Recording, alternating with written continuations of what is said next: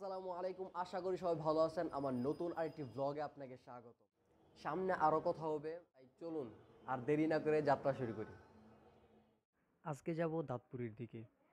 সত্যি মেহেন্দিগঞ্জের রাস্তাগুলো অনেক অনেক সুন্দর। যতই যাই ততই ভালো লাগে, কারণ রাস্তার দুই পাশে সবুজের মেলা বয়ে গেছে। এত সুন্দর রাস্তায় কার না ভালো লাগবে ঘুরতে বলেন? ধুলো, যানজট আর কনক্রিটের শহরে থাকতে থাকতে যখন আপনি একদম ক্লান্ত,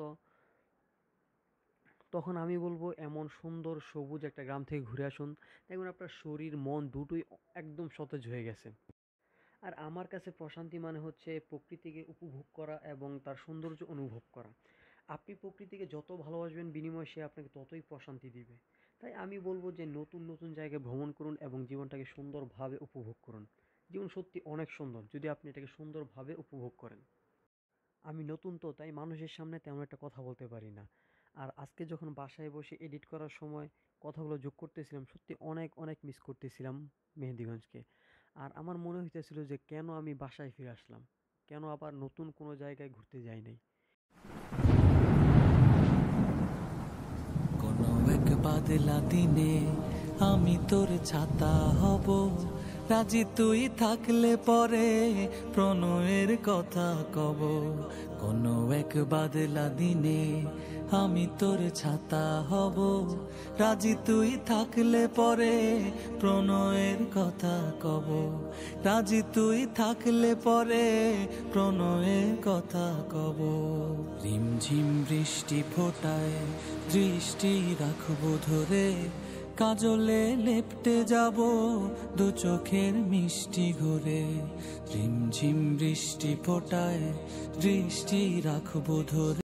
এমনিতেই তো মেহেন্দিগঞ্জ আমার অনেক ভালো লাগছে, তার উপর আবার এই কাশফুল, মানে সবার ক্রাশফুল, যে ফুলটার উপর সবাই মোটামুটি ক্রাশ। একদম চোখ জুড়ানো একটা দৃশ্য দেখলাম, অনেক ভালো লাগছে। এই দৃশ্যটা দেখার পরে আপনার ছোটকালের কোন কবিতার কথা মনে পড়ে অবশ্যই কমেন্ট করে জানাবেন। এই সবুজ প্রকৃতি দেখতে দেখতে আমরা যাচ্ছি দাঁতপুর ফেরিঘাট এবং মেঘনা নদীর পাড়ে। হোশ রে আমার, তুই যদি হোশ রে আমার, আমি ঠিকই তোরই হব। রাজি তুই থাকলে পরে প্রণয়ের কথা কব। রাজি তুই থাকলে পরে প্রণয়ের কথা কব। দমকা বাতাস এলে আগলে রাখবো ঠিকই, আমি তুই হাত মিলিয়ে হাঁটবো চারিদিকে। দমকা বাতাস এলে আগলে রাখবো ঠিকই, আমি তুই হাত মিলিয়ে হাঁটবো চারিদিকে। শ্রাবণের অঝোর ধারা, শ্রাবণের অঝোর ধারায় আমি রোজ তোরই রব। রাজি তুই থাকলে পরে প্রণবের কথা কব। রাজি তুই থাকলে পরে প্রণবের কথা কব। আকাশের ধূম্র কালোয় যদি হারিয়ে যাস, চোরা চোখ দেখিস খুলে আছি ঠিক তোরই পাশ। আকাশের ধূম্র কালোয় যদি হারিয়ে যাস, জোড়া চোখ দেখিস খুলে আছি ঠিক তোরই পাশ। মেঘেদের ভেলায় চড়ে, মেঘেদের ভেলায় চড়ে আমি তোর সাথেই যাব। রাজি তুই থাকলে পরে প্রণবের কথা কব। রাজি তুই থাকলে পরে প্রণবের কথা কব। কোনো এক বাদলা দিনে আমি তোর ছাতা হব, রাজি তুই থাকলে পরে প্রণবের কথা কব। রাজি তুই থাকলে পরে প্রণবের কথা কব। প্রকৃতি দেখতে দেখতে মেঘনার পাড়ে এসে হাজির হলাম। আর কিছুক্ষণ এক মনে নদীর দিকে তাকিয়েছিলাম। নদীর মাঝে অদ্ভুত এক সৌন্দর্য আছে, যতই তাকিয়ে থাকি মন ভরে না, শুধু দেখতে ইচ্ছা করে। আজকে শেষ দিন তো, তাই মেঘনার পাড়ে বেশিক্ষণ বসে থাকতে পারলাম না, কারণ অনেক ঘোরাঘুরি করতে হবে। দেখি তারপর কোথায় যাওয়া যায়। থাকলে পরে প্রণয়ের কথা কব, কোনো এক বাদলা দিনে আমি তোর ছাতা হব। রাজি তুই থাকলে পরে প্রণয়ের কথা কব, রাজি তুই থাকলে পরে প্রণয়ের কথা কব।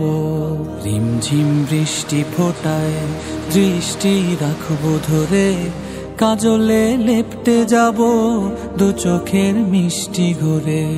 রিমঝিম বৃষ্টি ফোটায় দৃষ্টি রাখবো ধরে, কাজলে লেপটে যাব দু চোখের মিষ্টি ঘুরে।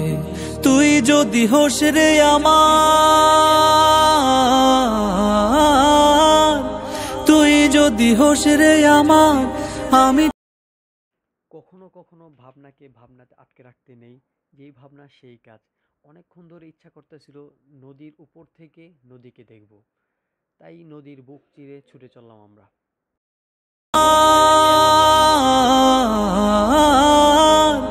তুই যদি হোস রে আমার, আমি ঠিকই তোরই হব। রাজি তুই থাকলে পরে প্রণয়ের। বরিশালকে অনেকে প্রাচ্যের ভেনিস বলে, কেন বলে তা এখানে এসে উপলব্ধি করতে পারলাম। মানে নদীর পাশে ছোট ছোট গ্রাম, সত্যি অসাধারণ একটা জায়গা। আপনি নিজের চোখে না দেখলে বুঝতে পারবেন না যে কত সুন্দর এটা। কথা কব, রাজি তুই থাকলে পরে প্রণয়ের কথা কব। দমকা বাতাসে সবশেষে বাড়ি ফেরার পালা। আর আমার অনেকগুলোই ইচ্ছার মাঝে একটা ইচ্ছা হচ্ছে যে সারা রাত নদীতে অবস্থান করা। আর রাতে নদীর যে অদ্ভুত এক সৌন্দর্য, আমি যতই দেখি ভাই ততই ভালো লাগে। মানে এত সুন্দর রাতের নদী, তা বলে বোঝানো সম্ভব না। নদী দেখতে দেখতে সন্ধ্যা হয়ে গেছে। আর কি বলবো, যেহেতু আজকে জ্যোৎস্না আছে, মানে অসাধারণ কাটছে আমার ফেরার সময়টাও। একদম বিরক্ত লাগে নাই। আজকের এই ব্লগটা আপনাদের কাছে কেমন লাগছে অবশ্যই কমেন্ট করে জানাবেন। আর আজকের মতো এইখানে বিদায় নিচ্ছি, দেখা হবে আবার সামনে নতুন কোনো ব্লগে। ততক্ষণ পর্যন্ত ভালো থাকবেন। আসসালামু আলাইকুম, আল্লাহ হাফেজ।